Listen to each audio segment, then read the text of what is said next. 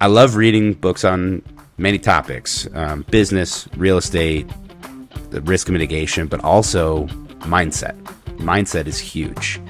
And if you can't conquer yourself, how are you going to conquer the world? Hello, and thank you for joining us today on the Gentle Art of Crushing It show, where we focus on learning and sharing with our listeners all there is to know about how to create success in our lives. This show stands on the shoulders of giants. Our mission is to empower and inspire our listeners to create the life of their dreams whilst having a blast in the process. Let's celebrate life together. Welcome to the show. Hey guys, welcome to another episode of The Gentle Art of Crushing It. Today I am your host, Sean Graham, and as always, I focus on self-storage. I have with me today Fernando Angelucci. Fernando is a good friend of mine. He is a master in the self-storage industry, an absolute expert. He's done over $200 million of self-storage deals, and he's only 31 years old. In this episode, we get into everything from mindset to self-storage to traveling in Brazil, lots of book recommendations. He's just a great resource. So highly recommend listening to this. We might break it down into a two-part series and just go ahead and look for both episodes. Without further ado, we will get started. Fernando, welcome to the Gentle Art of Crushing It. How are you doing, man? Doing good, Sean. Thanks for having me on. Yeah, I'm like super excited to have you on. I've been trying to get you on this podcast for I don't know how long months now. I've been bugging you. Yeah, a couple months. I keep sending you the Calendly invite, and you're like, okay, cool, yeah. So now it's Saturday in the middle of March, and I'm like, I'll do it anytime. You're like, all right, let's do this tomorrow. So here we go. It's a little more relaxed this way anyways, right? Yeah, exactly. If you have a self-storage deal on your hands or you have land that could be great for developing self-storage, reach out to me, reach out to the team. Our websites are mavenstorage.com and mavenequities.com. You can also email me at Sean, S-E-A-N, at mavenequities.com. We are looking to partner with more landowners for self-storage developments, as well as self-storage acquisitions that have value add potential. We focus on off-market deals for the most part, off-market self-storage opportunities, and we like to work with landowners who just want to partner with somebody who has that experience and knows whether it'd be a good location, whether this is going to work. Anyways, enjoy the show. Thanks for listening, and we look forward to connecting. So, okay, I guess let's just do the backstory and stuff so people know who you are. I don't want to dwell on all that too much, right? Because you've been on over 100 podcasts now, and if people want to know like how you got started and everything, like they can go back and listen to all the self-storage details. But I want to focus more about like life and now and where things are going. But that being said, yeah, give us the story. Yeah, so I'll kind of give the 3-minute elevator backstory. So, son of 2 immigrants from Brazil. They once they got to the United States, it's kind of the old school American dream. So they wanted me to get good grades, go to school, get good grades again, graduate, go work for a Fortune 50 company, and then retire with a pension 40 years later. So that was the plan until I was 16, and I read Rich Dad Poor Dad, and it completely changed my life. I never was a very good reader. I didn't like reading. I was more a math science type guy. And I devoured that book in like 2.5 days, I think. From there, I started reading every book I can get my hands on about business, setting up entities, real estate, what have you. And when it came time to decide to go to school, I was like, this business ownership thing is pretty cool. And my dad was like, hey, I don't want to hear it, you're going to go get a degree, and the degree is going to end in the words engineering is what's going to happen. I was like, all right. So I did go to University of Illinois. It's actually where I met my business partner, Steven. I think he was actually on your show already. And the entire time I was at school, I was kind of had like a dual track. I had the engineering track, but then I was also reading everything and learning everything I could about business ownership and real estate, to the point where I actually ran my first business when I was 19 at school. Ran a painting company where on the weekends I would take a bus back from U of I to Chicago, and I would knock on doors. Literally do door knocking all weekend long, asking people if they wanted me to paint their house in the summer, the exterior of the homes. So I ended up booking a bunch of business, hired my friends, and then as a 19-year-old, I made like $67,000 or something the first year of that business. So that was, Dude, that's crazy. To date, that's more than a starting salary coming out of college with a lot of degrees. it was more than my first year salary after I graduated as an engineer. So Wow. that was the hardest thing I've ever done in my life, because it was yeah. I was like thrown into being a business owner, and I just had to learn on the fly, right? This jump out of the plane and build a parachute before you hit the ground type of mentality. So that was super cool. Then as time went on, I think Steven probably even told you this story. There's times where I was in my room, like reading. I remember this one specific time. It was a Friday. Steven walked in with like a 12-pack of beer, and he's like, "Let's go to this party." And I was like, give me 40 minutes. I just need to finish this one chapter. And he's like, "What are you reading?" And the book was called Tax-Free Wealth by Tom Wheelwright. And he's like, "You're such a nerd." That's amazing. This 19-year-old reading a book about taxes, So graduated, worked for Dow Chemical, which at the time was like Fortune 48 or something. So it was like in the Fortune 50. Huge company. I got stationed out in Des Moines, Iowa, to help roll out. Because they're in Michigan, right? Aren't they? So they're like Midland or something, I want to say? Midland, Michigan is where like the parent company headquarters is. Okay. I worked for their agrosciences division, and that's actually based in Indianapolis. But my division, my territory, my sales territory was the state of Iowa. So I stayed in Des Moines, which is like right in the middle of Iowa. And I helped roll out. Is that the middle of nowhere, or is is there stuff to do in? Man, Des Moines is awesome. It's one of my favorite cities to this day. It's so cool. One day we'll have to go together. So worked for them for about 13 months is how long I lasted in the 9-to-5 world. And immediately I started going to seminars, joined the local RIA group, started wholesaling houses is the very first way I got involved in real estate. And then, as time went on, I was like, hey, I could really use someone that thinks like Steven does, right? Because I have a very methodical, risk-averse kind of engineer-style mindset. And, analysis, spreadsheets, stuff like that. And I needed someone that was a little bit more risk-tolerant and had kind of that creative side as well. So that's when I started sending pictures of my checks to Steven. And after a while, he's like, "What are you doing? Like, who's paying you this money? It clearly doesn't say Dow Chemical on it. What's going on?" And so I started telling him about the wholesaling business and taught him how to do that. Fast forward, we start doing wholesaling. We start flipping houses. We start buying and holding single-family homes. Then we start doing the same thing on multifamily, because we noticed that if you just add a zero, things become easier for roughly the same amount of effort. So then we started wholesaling, flipping, and holding multifamily homes. We got involved in hard money lending. We got involved in short-term rentals. I mean, you name it. And all that was, good and fine, but I was being pulled in way too many directions. I had I think at the time, 5 businesses that were running it all at the same time. Somewhat related, but it's 5 different businesses. And I said, this isn't working, and I want to scale much faster. I want to start adding some zeros onto my net worth here.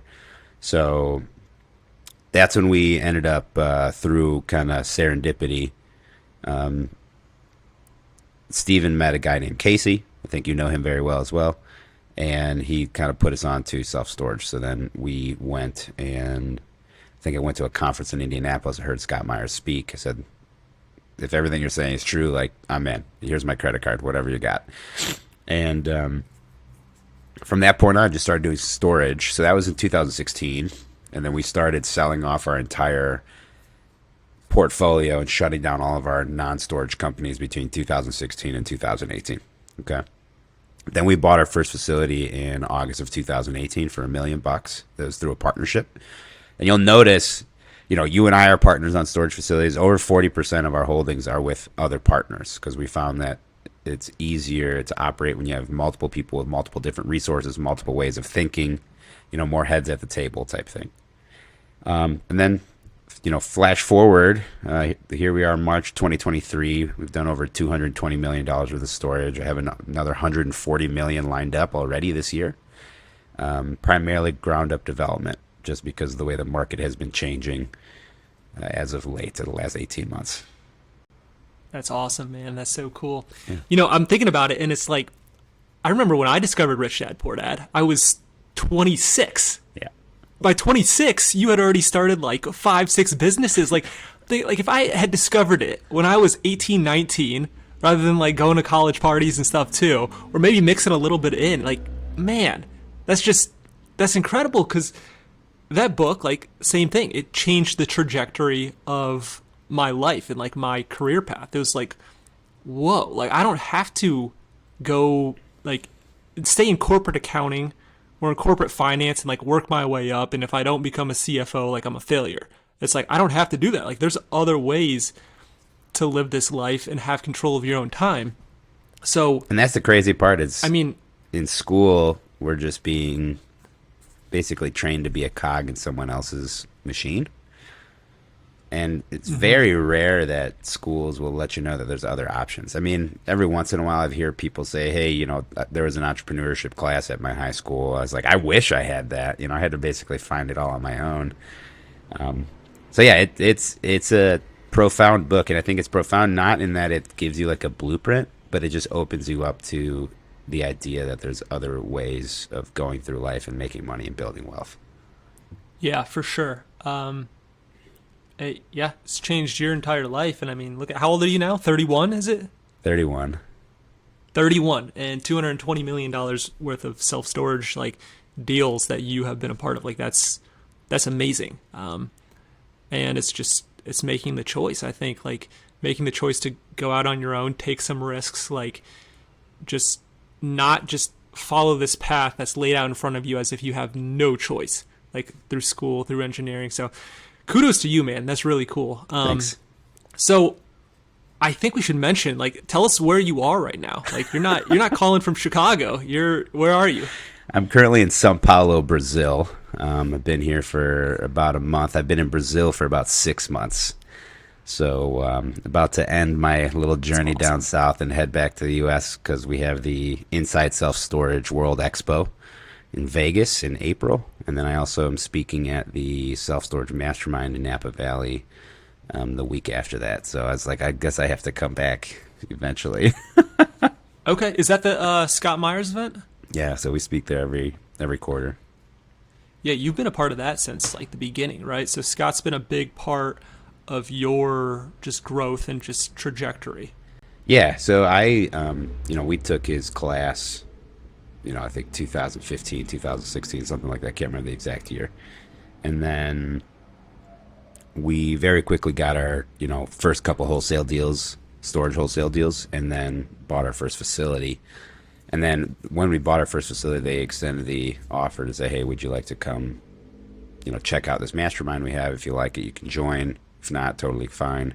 And I ended up really loving it. And turns out I ended up being in a different mastermind with Scott at the same time, it's Collective Genius. So I like that format of physically meeting quarterly for 3 to 5 days at a location away from the business. I feel like the learning is great, but the connections that you make is truly why they're so great.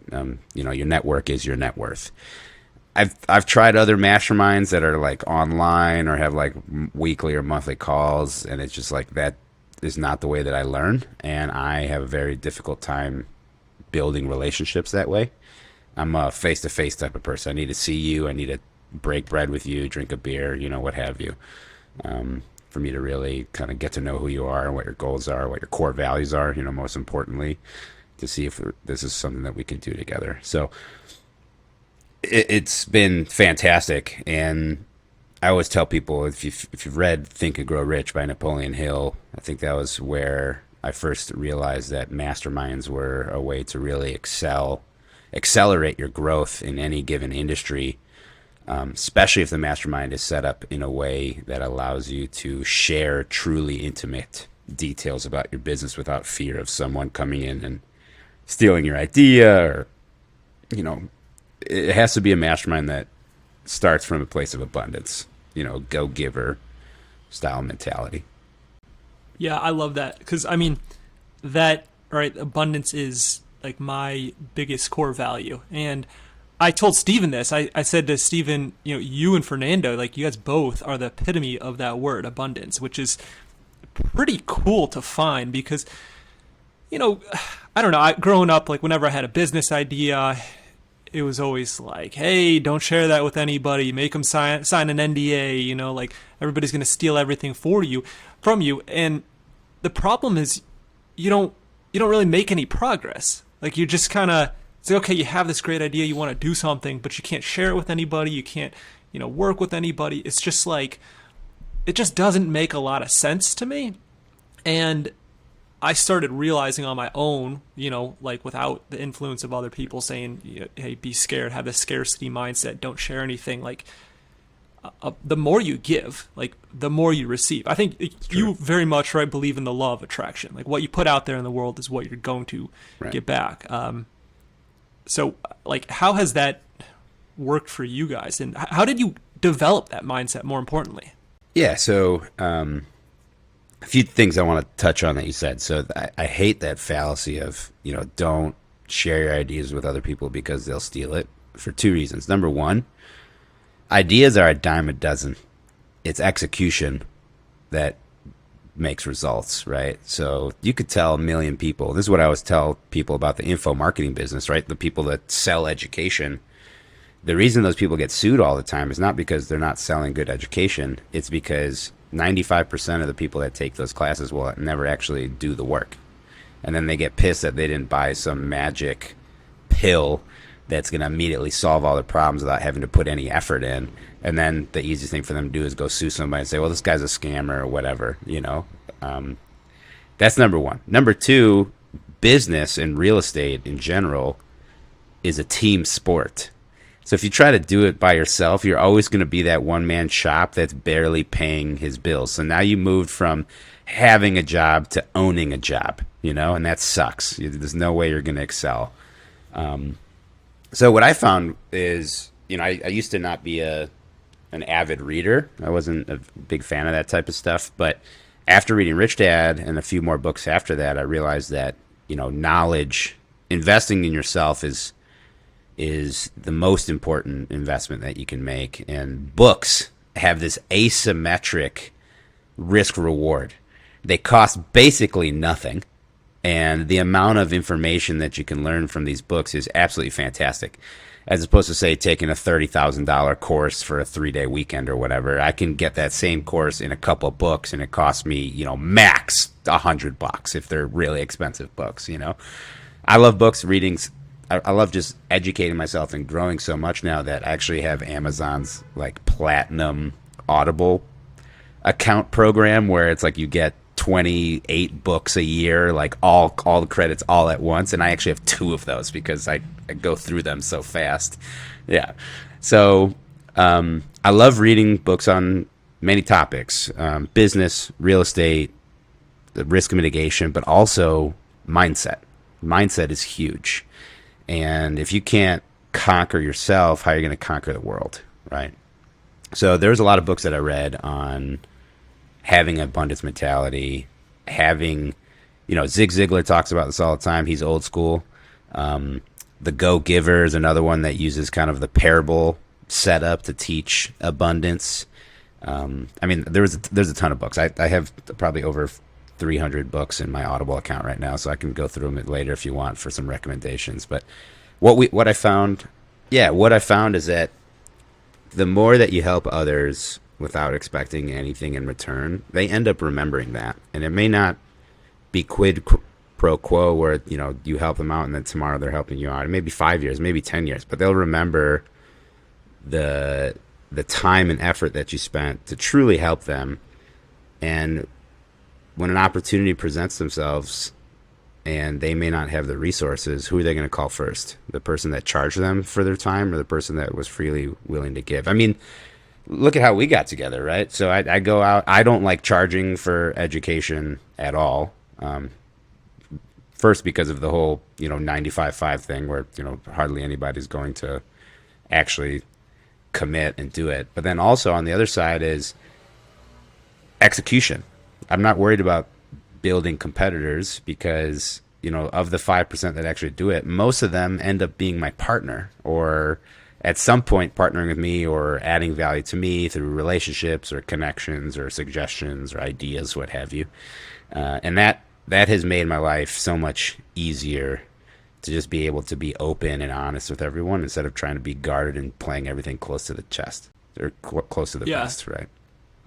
That's amazing. That's amazing stuff. Do you have any coaches? Like, do you have any like mindset coaches or any type coaching like in that type of I don't know, like thought process at all? Not less like about business strategy and more keeping that abundance mentality and like calling you out and like realizing like, hey, this is where I am having a scarcity mindset and this is what I need to change. Yeah, so I used to pay for coaches like that.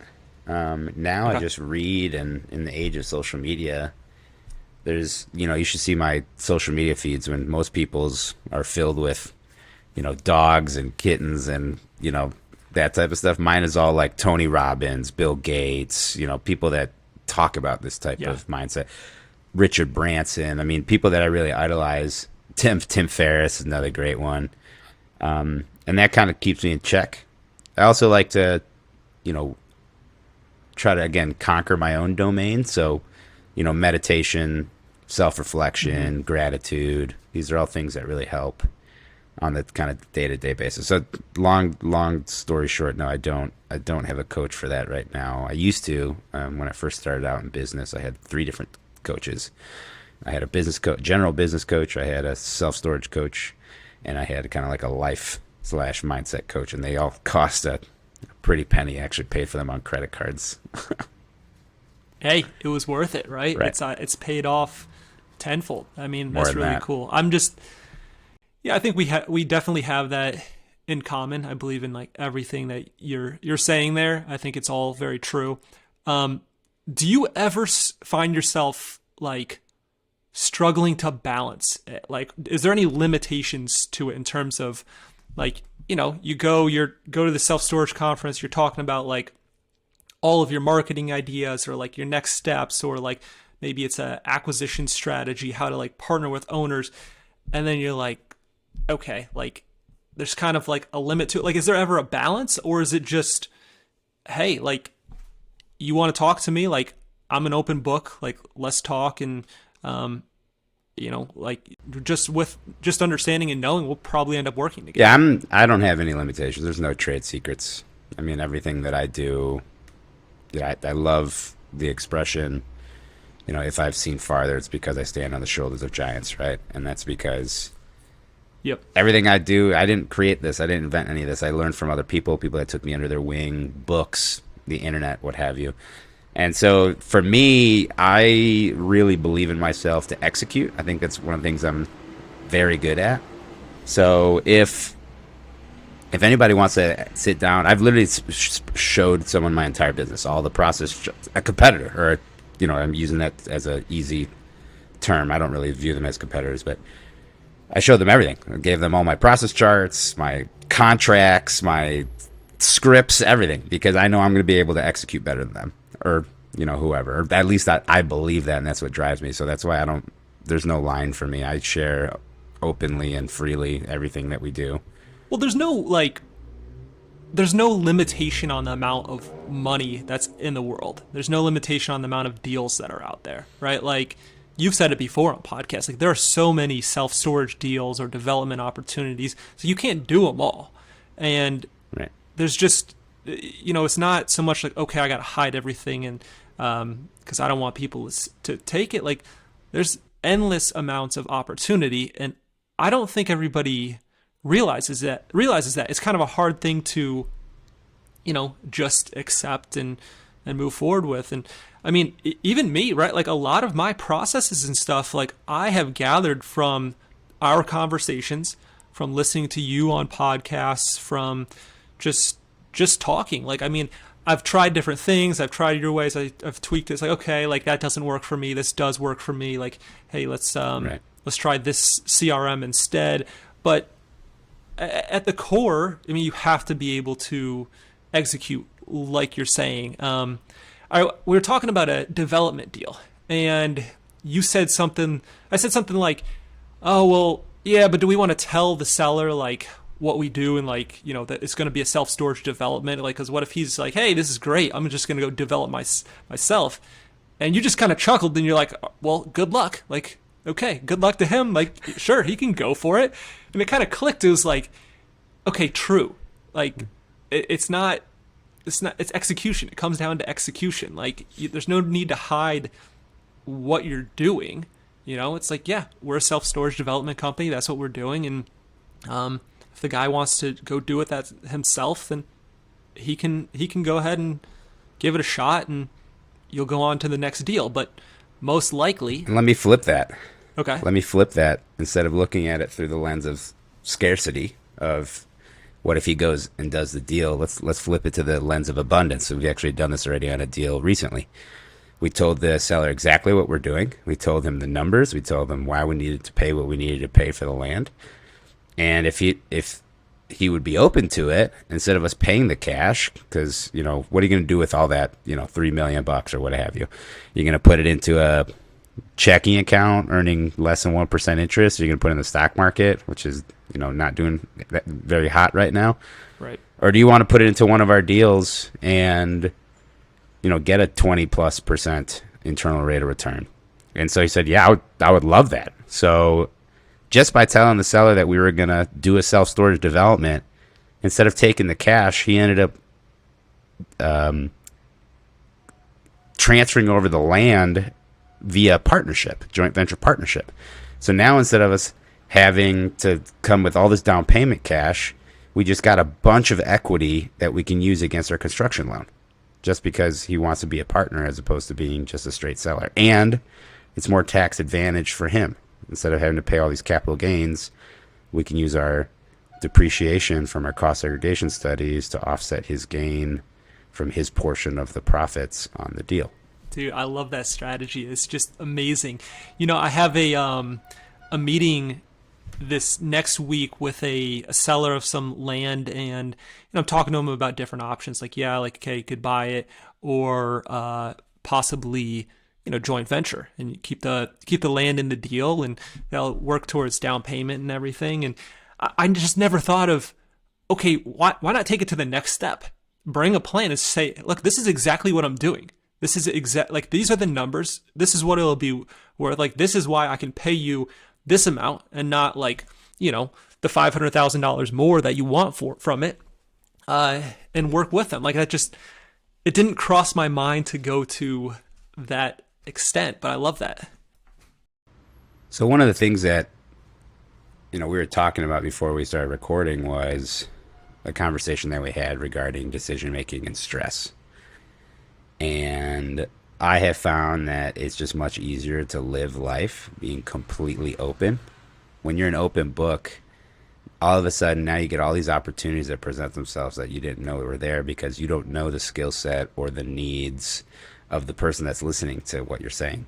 So we tell our sellers all the time, you know, we send them our track record sheet.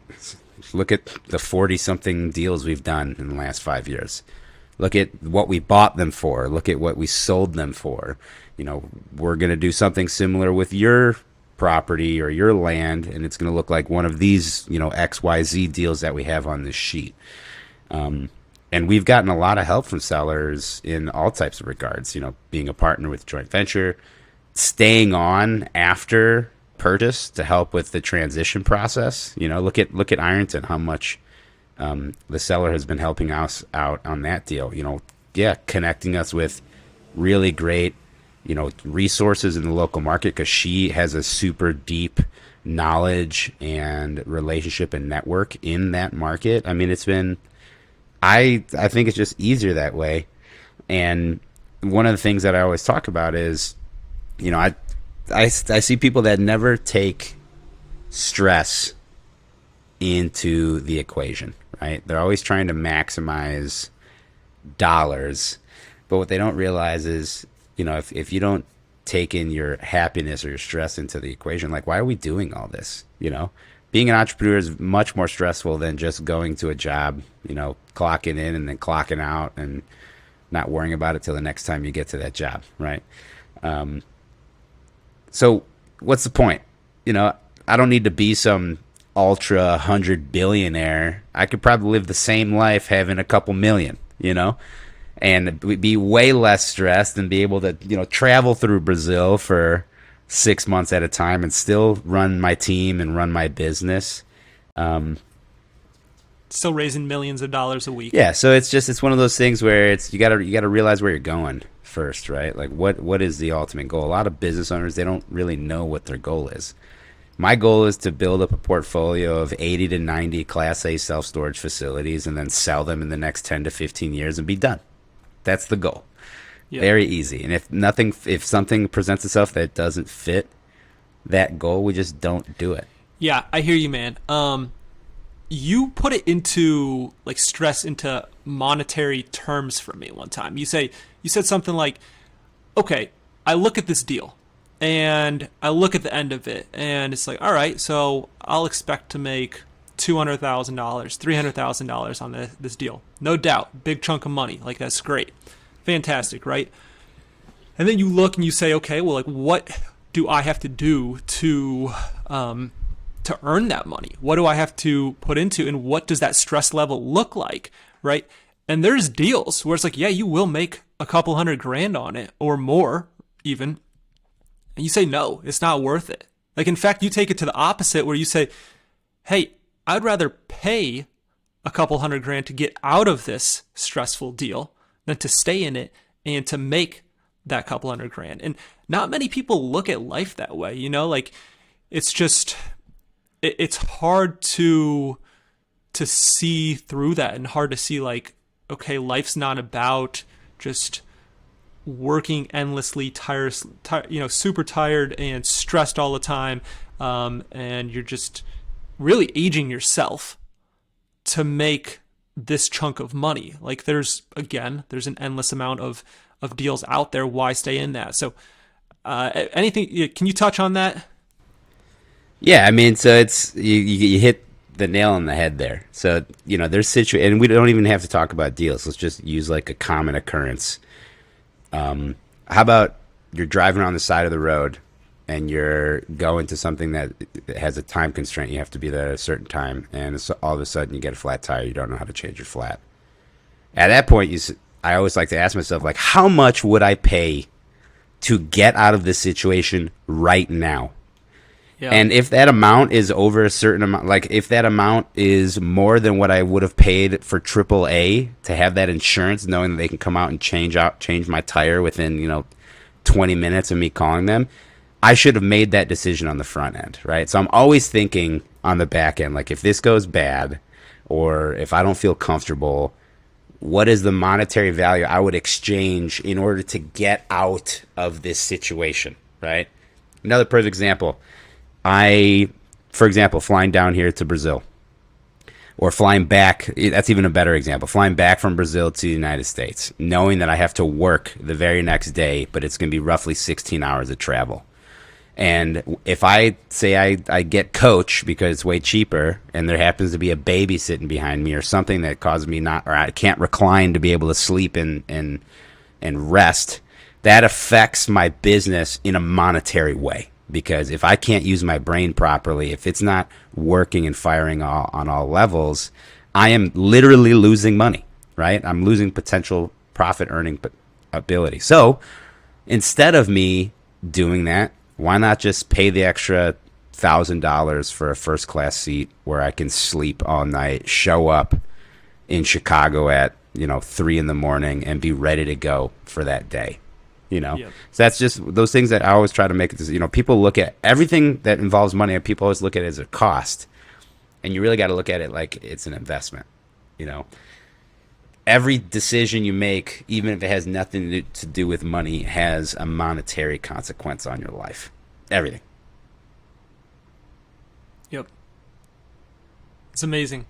You and then once in a while you'll do audits, right? Even on your time, and say like, okay, where am I not valuing my time? Like, tell us how you were saying with like the bank fees the other day. It's something Yeah. so simple and so stupid, but it just, you weren't even realizing you were doing it. Go ahead, I'll let you say. So the company, once a year or once every 2 years, depending on how many new staff we have, you have to do a 1 week time audit. And that time audit, how it works is you because entrepreneurs, we kind of work all the time, have to kind of set a time frame. So I'll say, okay, my working hours for this week is going to be 8 a.m. to 8 p.m. And from 8 a.m. to 8 p.m., an alarm goes off on my phone every 15 minutes. And every 15 minutes, I write down exactly what I was doing for the last 15 minutes. Now, yes, your productivity is going to nosedive for that week, but in the future, it's going to 3, 4, 5x. So here's an example from a previous time audit. I think it was like 2, 3 years ago. I did a time audit, and I found out I was wasting like 6 hours a week driving to and from the bank to collect, to and from the title company into the bank to collect checks from closings and deposit them because I didn't want to pay the wire fees. Because it was like, oh, it's $35 per wire fee, and once you receive it and when you send it. And I was like, this is crazy. So what I'm telling myself is that my time is worth less than $35. Like, that's ridiculous. So I went to my bank. I said, hey, so I don't have to ever deal with checks again, how much is it going to cost me to have treasury management services? And it was something dumb, like $50 a month. So basically what I was telling myself without realizing, because I was looking at those wire fees as a cost and I wanted to run my company super lean, as opposed to looking at my time as an investment, what I was saying was that my time was worth less than $50 a month. How ridiculous is that, right? So immediately we rule across the entire company, no one ever picks up or deposits checks. Everything is ACH'd and wired no matter what. Love it.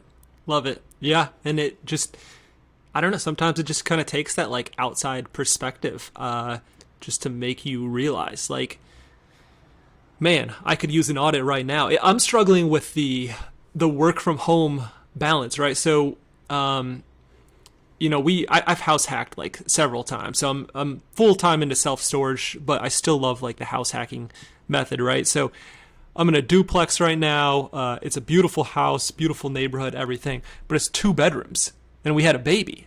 So now it's okay. One's the baby's bedroom and one's the master bedroom. So my office, like right now, I'm sitting in the middle of the house, and like it just recently, my baby's almost 6 months old now, right? And just recently, it clicked like, oh, like maybe you should go rent an office. Like maybe you should, go either buy a space or rent an office, something stupid. Because it's like, I don't want to pay $500 a month, like, or $1,000 a month doing it. Man, the past week, I've gone to WeWork in Detroit just to like test it out. I've gone there twice.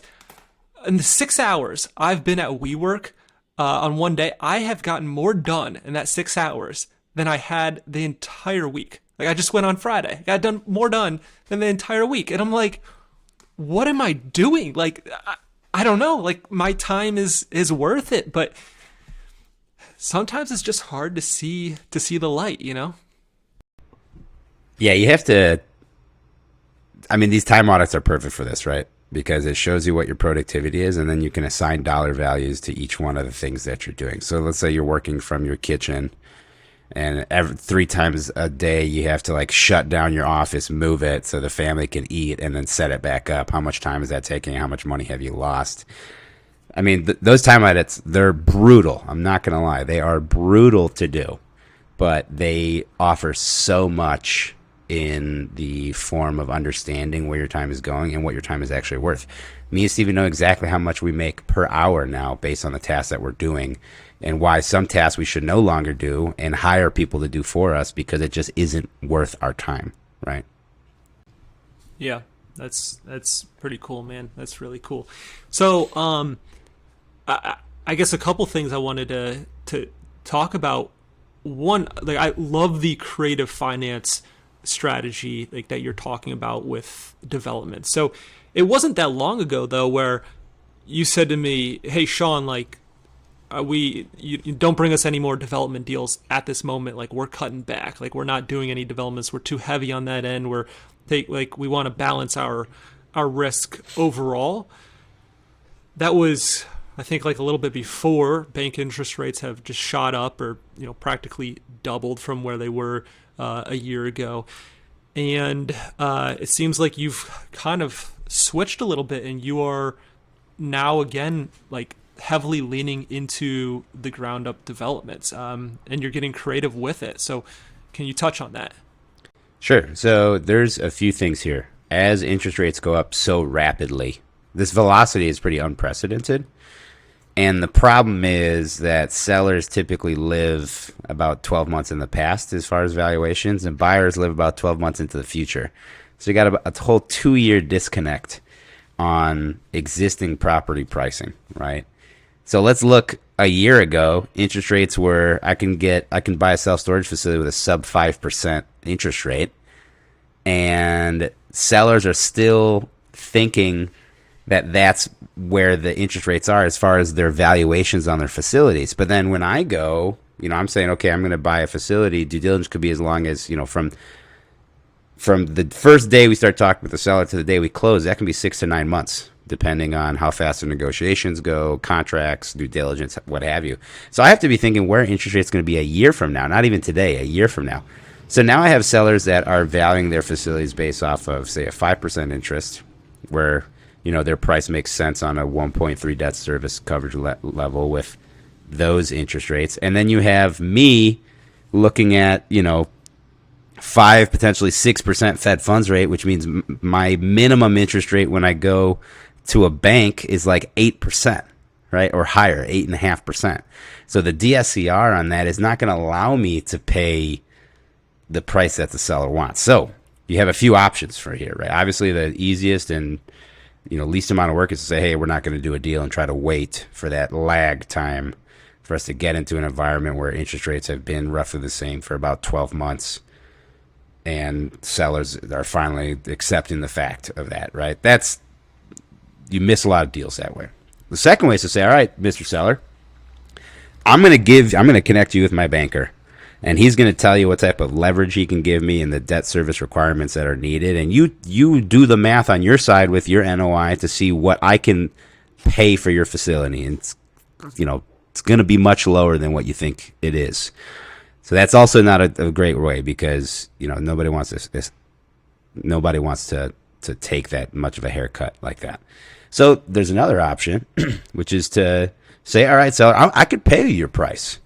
But I could pay your price with the interest rates that we had a year ago when that price made sense. No bank is going to offer that to me, so you need to be my bank. Are you willing to earn interest, get your price, and earn additional interest on top of that money, and allow me to take this facility to where it needs to be? Because we will never buy stabilized facilities. This wouldn't work with a stabilized facility, and that has worked a few times where we've gotten seller finance offers. Now, say the seller doesn't want to do the financing structure because, whatever, they have large note on their property that can't be paid off with the down payment. Well, then you have the option of partnering with them. Let's do a joint venture partnership. You keep your debt in place, so I don't have to go get debt. Your debt's probably way cheaper than I'm going to be able to get. And then we will split the profits accordingly, whatever we decide. And all this is super creative, so there's no playbook. You just have to do what's called, a talk off, as Eddie Speed would say. You got to slow down the conversation. You got to really listen to what the needs are of the seller and find a way to make a win-win-win. So win for you, win for the seller, win for the facility. So there's a ton of ways that you can get creative based on what's going on in the environment. And one of the questions you had asked me before we started recording was, what are your predictions for the market? And, people that only been doing real estate for 1 decade, 2 decades, they think that this is like worst case scenario ever, because we've been basically addicted to this easy money policy, a 0% money policy. But you got to realize in the 80s, interest rates were 18 to 20%. And it's not like all real estate stopped functioning. People were doing deals in the 80s, you know? So how are they doing deals in the 80s? That's when you start looking back and you see, okay, there was assumptions of mortgages, there was seller financing, there was, equity trade agreements. There was a bunch of things that you can do that don't revolve around just a traditional financing from a bank with a down payment. Yep, love it. I think, one strategy that I've been listening to a lot of creative finance lately, and some of it's Pace Morby, and he's focuses a lot more on like residential, but it's the same methods. You can apply. There's really no rules, right? Like you can get as creative as you want. You just have to think outside the box, which is hard to do. But as you build up these tools, then you can get more creative and kind of put different tools together to get the job done. And a lot of sellers, I'll find, they'll say, well, will you seller finance? They'll say, well, I would seller finance with, if you gave me like a $1 million down payment on my, $2.5 million facility or something. And it's like, well, okay, I don't have $1 million sitting around. But one strategy which I haven't yet executed, but am working towards and like giving this offer is, okay, like we'll go to the bank. Here's your $1 million down payment. We'll put that down. But the problem is the bank wants first position, right? So you seller finance the other 1.5. However, you're either in second position, we have to do that later, or you have to do a personal guarantee, or we have to move it into like a joint venture agreement to do this. I don't know. That's where it kind of gets a little, not sticky, but just hard to convince the seller, because they want to be first position. It's like, you can't do both necessarily. But have you done anything similar to that? Yeah, I mean, there's a bunch of options, right? There's a bunch of ways, and I think that it first starts with how you present the strategy, right? Instead of just saying, "Hey, you willing to take terms?" You say, "Hey, like I said, I'm willing to pay your price if you give me the rate and terms that were available to me when your facility was worth this amount 12 months ago. So let's go pull up some term sheets that I had when I did deals during that time, and if you can match that, we can do it," right? Or you can do, like I said, these joint venture partnerships where they become an equity owner in the deal, and there's no debt piece at all. And the down payment, if it's a syndication, if you're syndicating the funds, their down payment, I'm using air quotes for those that aren't watching, that can be an acquisition fee that's paid from the syndication to the seller as a part of the deal structure, right? There's also, trying to remember the name of it. There's a structure that's similar to wholesaling, where you put the property under a kind of like a contract that allows you to control it, but without actually having to purchase it. So, like master lease type structure, but there's another name. I'm trying to remember what it was. A lot of my buddies. And basically where you put it under like escrow almost, and it's not officially moved until like the whole agreement is executed, something like that. So there's a strategy that you can use called a novation agreement. And this is, it's more typical in the industrial world, but we're starting to see it make its way into residential, multifamily, self-storage. So you can use novation contracts as well, which basically allows you to control the property without actually having to buy it. And then when you go to sell it, you can execute your purchase on it at the same time that you're selling it and make your profit that way. So there's a ton of ways. In real estate, the only thing that matters is control. It doesn't really matter who owns it, right? Right. Well, so the other thing with the joint ventures and the creative finance, it saves you, unless I'm thinking about this incorrectly, it saves you a lot of time, because you don't, all of a sudden, if somebody has a piece of land that's worth $1 million and the total project, including the land cost, is going to be $4 million, right? And then you go to the bank and the bank says, okay, great, well, we need a 25% down payment. Typically you go do a syndication, you're going to go do a 506B or 506C, you're going to raise that capital. It's going to take a little bit of time to do that. And you come up with that $1 million.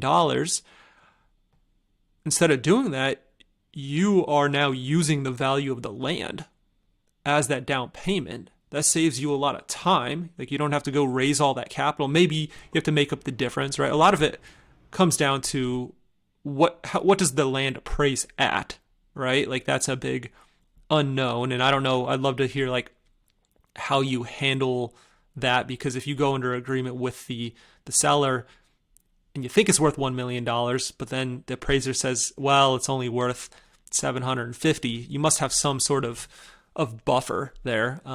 But on the flip side, it could be worth more than $1 million. And now you're even in a better position with the bank. So I think that's like a really smart strategy. Yeah, so let's talk about it from both sides, right? So on the first, from the get-go, you have to be a good underwriter. And you have to know, let's use a development deal, for example. If you see that all parcels of land in the county that are zoned for what you're zoned for are roughly the same size, are going for $50,000 an acre, then you don't offer $100,000 an acre to the guy thinking that that's going to work with the appraisal, right? So that's strategy number one. Strategy number two is sometimes, depending on the size of the deal, paying for a third-party appraisal, not through a bank, but you just literally going to Colliers or one of these, CBRE or whoever, and paying for your appraisal is worth it and helps with the negotiation, because now you have third-party proof of what the land is worth. And then, of course, with people like myself and Steven, we built a business on buying off-market discounted deals, right? I think over our track record, we have something like a 26% average discount to market across every one of our purchases. So that's a double-edged sword. So yes, you're getting a good deal, but then when the land appraises, most appraisers will not give you the true value of the land. They're just going to look at the purchase agreement and say this land is worth whatever it says in the purchase agreement, because why would anybody sell their land for less than what it's worth? And, number one, I understand they're trying to, protect their own tails because of all the, the shady appraisal practices that happened during the financial crisis of 07, 08, 09. But then at the same time, it's one of those things where, like, okay, how do we structure this so that there is no purchase agreement that they can look at, right? I love now doing these deals where the appraiser's like, all right, you sent everything over, but I still need the purchase agreement. It's like, there's no purchase agreement. This land was purchased in 1985. Let me know what you think it's worth, right? And so that the reason it's a double-edged sword is because, you're getting a good deal, but the bank isn't giving you full value for that land. So that's where JV structures work really well, when you have really good value, right? So say I in this example, let's say I get the property under contract for $1 million, but actually, here, I'll just use a real example on one of our deals. So we bought land for $575,000, and it appraised at $3.5 million. It was in Wilkes-Barre, Pennsylvania. But because there was a purchase agreement at $350,000, every time we went, and the appraiser did the right thing, he gave us the real appraised value for the land. But every lender we went to said, "Hey, I understand it appraised for $3 million, but we're only going to give you $575,000 in value for this land because I can't give you equity for something you didn't pay for." That sucks. Whereas now, let's say I structure it like I structure this Charlotte, North Carolina deal, where I tell the seller, okay, I'll give you $575,000, and then it appraises for $3.5 million, but there's no purchase agreement. The bank has no other option but to give me $3.5 million in value for that. Isn't that ridiculous? So just by bringing the seller in, I'm getting way more value, which will allow me to potentially not even raise any capital for the down payment, and allow me to take on this entire deal without investors, right? So structures, right? So this is where I was kind of warning you before. You have an accountant brain, so you want rules and a playbook to follow, which is impossible when you're doing creative financing, because it's all about listening to what the seller wants, okay? So you have a conversation, you say, seller, what do you need? Like, what are your immediate needs? What are your future needs? When do those things occur? So let's use one that we're working on, for example, right now. The seller said, hey, this is a deal that we're doing. I want $3 million for this land, but I need 490,000 down today, or when the land closes. And we say, okay, why is that? It's like, well, he has a sibling. The sibling is in some financial issues. He wants to make sure he doesn't live on the streets or what have you. And he wants to have some money that the sibling can receive in order to live on, so he doesn't have to sell the house that they just bought them, right? So I say, okay, what are those needs? So now we know the down payment amount. We know that the sibling needs some money to live on. What is that amount per month or per quarter? And let's structure the deal so that's what we take into account when we're thinking about payments. And the amount of money that you're not taking up front or in payments, let's treat that as equity, right? So that equity can be used as if you were a limited partner in our project or a co-GP in our project if we're not doing a syndication. And that money will grow as if it was actual cash invested in the deal, right? Or there's other structures. So I mean, there's so many different ways that you can slice this thing up. So we had a deal where the seller wanted to pay for the grandson's or granddaughter's tuition, and so that's why they're like, this is the amount of money I need right now. And I said, do you need to pay for all 4 years of school today? She said, no, but I want to know I have it. I said, well, when does the school bill? She said, well, it bills once a semester. I said, so why don't we do this? Why don't we give you the money that you need right now for today so that she can buy her books and whatever and get the first semester paid for, and then we structure the payment plan to be identical to what her tuition and living costs are per quarter. Because now I'm not having to raise as much money up front. I'm able to control the property, and then I could pay out of cash flows or out of a potential refinance proceeds down the line. So, as syndicators, we're always trying to put the least amount of money out of our pocket day one, because we have more potential to pay that cash down the line with a higher valued asset. So that allows us to retain more ownership in the property as opposed to having to raise all of that capital day one and dilute our shares even more in that deal. So, there's tons of ways to structure this, right? So that's the thing. So when you're structuring this is why I hate when people are like, okay, what should I offer them as a seller finance offer? It's like, you shouldn't be offering them anything. You should be asking them questions. That's how you offer seller finance, is ask questions, right? What are you going to do with the money? Why do you need the money? If I gave you all this money, what are you going to earn on it?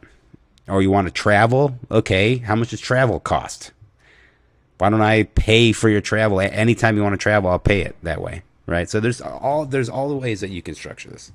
So I guess my question is then, how are you structuring this from an agreement standpoint, right? Because one, there's no purchase agreement where you bought the facility, or you're, buying the facility for $1 million, but you have some agreement, or $3.5 million, whatever it is, but you have some agreement where, hey, the grandmother is paying tuition, is going to get like $20,000 like twice a year or something, right? Like, how do you set all this up? Like, that's where, I'm like, okay, great. Like, it all makes sense in theory, but how do we, obviously there's a lot of trust involved and stuff, but how do you make it happen? How do you put it under some sort of contract or agreement? Yeah, so this goes back to our conversation we had on the phone the other day, Sean, that even though I know you're an accountant, you shouldn't be doing your own accountant work because it's a waste of your time and you can be doing things that are much higher value. So you know what I do? I type up an email that me and the seller agreed on, all the terms, everything, and then I copy my attorney. I say, attorney, put this into a legally binding agreement, and then they do it for me. That's how I do it. I love that, man. Okay, thank you. God, I need you to like step in and just give me a kick in the butt sometimes. It's like you were the first person I was saying who's told me, like, stop doing all this accounting yourself. And I'm at the point now where it's just like, it just gets overwhelming. And I have somebody on my team. Her name's Joanna. She works virtually. She's fantastic. She does like all the bookkeeping for me and stuff. And then I have a CPA who's doing tax returns, but I'm still the bottleneck. I'm still in the middle. Something's complicated, anytime it's like a new transaction she doesn't know, like I'm there. I'm still prepping all the work for the tax returns. And you're the first person who said like, dude, stop. Like, stop doing all that. Like, if you are a syndicator, if you're raising money for deals, your highest and best use is either going out and finding another deal, right? And like building that relationship, or building relationships with investors. And I'll be honest, like it's still something I'm struggling with. I've thought about it quite a bit since our conversation, but would be a great example of where your time audit would come in, because once you do your time study, your time audit, you'll learn what your hourly rate is. And if you can find somebody to do that task for you for less than your hourly rate, then you should not be doing it. Right? So same thing goes. I mean, you see this all the time with guys that get into flipping houses because they used to be a contractor, right? And they rarely ever are able to turn it into a business because all they see is like, why would I pay some drywaller $300 a day to drywall a house when I know how to do it? It's because you shouldn't be doing that. You should be going out and finding more deals and raising money and debt for flipping houses to turn into a business. right. So that's what I keep talking about. It's, people get a great book for people that are struggling with this is to read The E-Myth by Michael Gerber. And if you haven't read it, Sean, or if you have read it, you should reread it. I need to reread because it yeah. says, just because someone's a good technician doesn't mean they'll be a good manager. And just because someone's a good manager or a good technician doesn't mean they'll be a good company owner, and vice versa, right? You may be a stellar accountant, the best accountant that's ever lived. But guess what? I can hire an accountant to do exactly what you're doing for $8,000 a year. So yeah.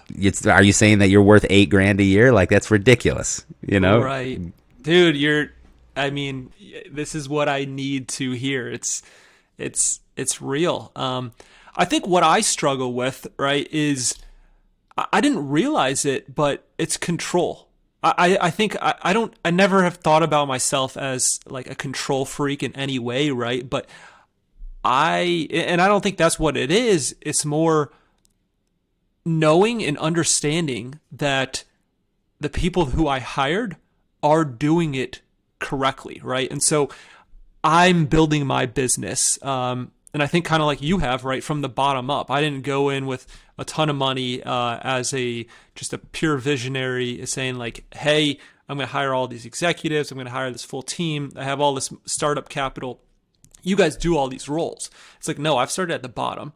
I've done every single role. So like, I know how to do it. I know how to do it better than the person I'm hiring, like potentially, right? And eventually I'll get to the point where I'm making enough where it's like I hire people who are even better than me. But I use a lot of like virtual employees, and I have to teach them like how to just like run the business. I have to teach them about self-storage or real estate, and they get better and better.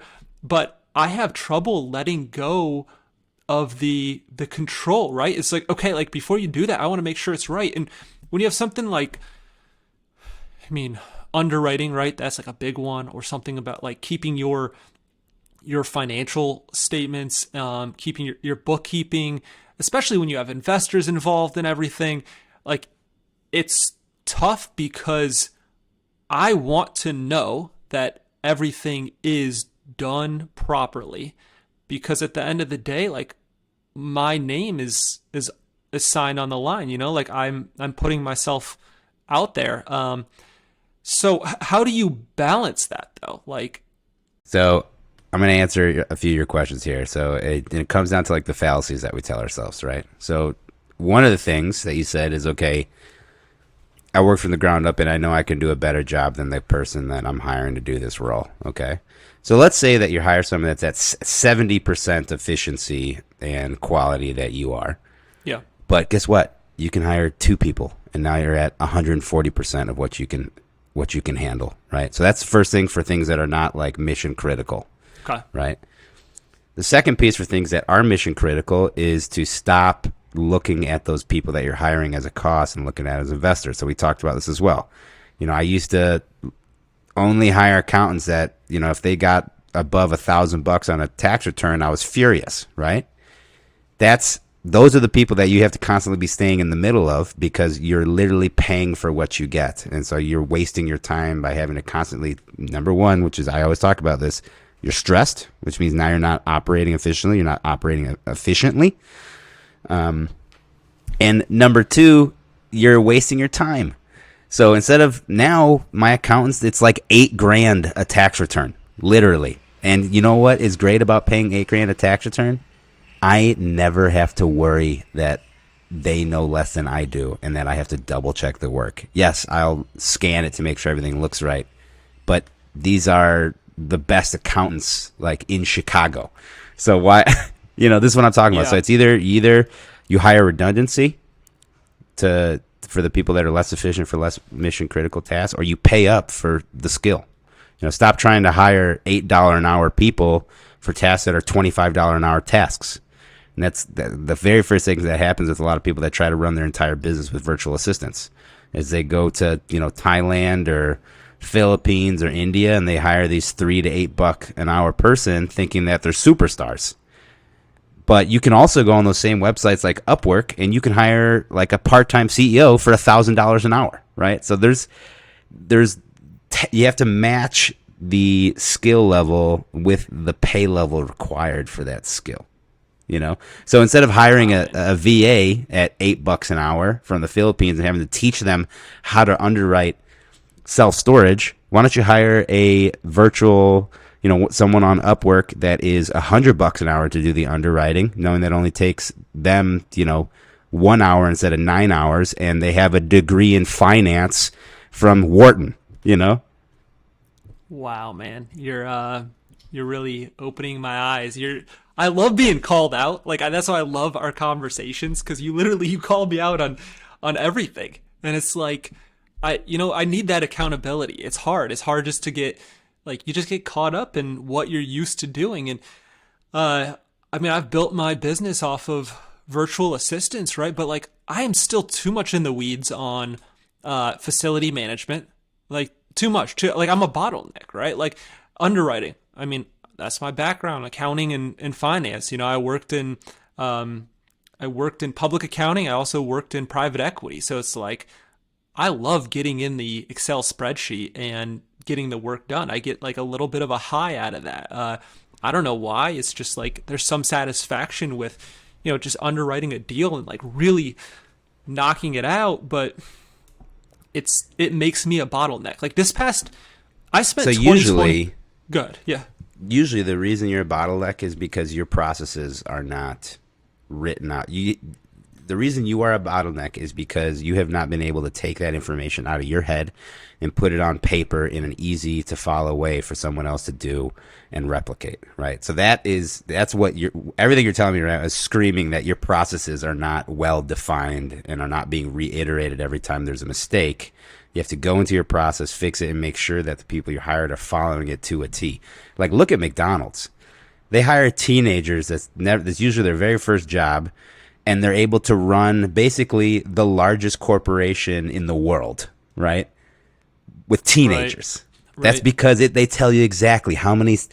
Cut the bag this way, pour the fries into this basket this way, put it into the oil, and click this button that does it for this amount of time. Like, that's how granular sometimes you have to get on your processes. Thank you so much for joining Sean and Fernando for this awesome conversation. This episode is a 2-part series, so be sure to look out for Sean's next episode to listen to the rest of this inspiring conversation. Well, there you have it, ladies and gentlemen, another episode of The Gentle Art of Crushing It. It was an amazing episode. We know we sure learned a lot, and we hope you did as well. We want to take a second and thank you so much for viewing or listening to this episode. And please just know that we only ask for one favor, and that is to make this life magnificent. Thank you, and have a wonderful day.